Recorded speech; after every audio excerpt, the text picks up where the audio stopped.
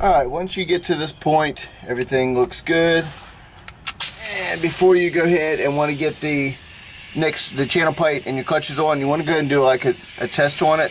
So we're going to come down here, second, fourth, got third right here. So you just want to kind of hear a thug.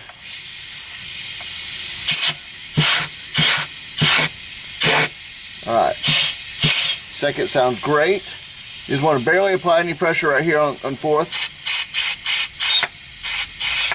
All right, she's working perfect. Put too much pressure, it's going to shoot it right on out. And this is third. This one's a little bit harder to get in there. Actually, it sounds great in there.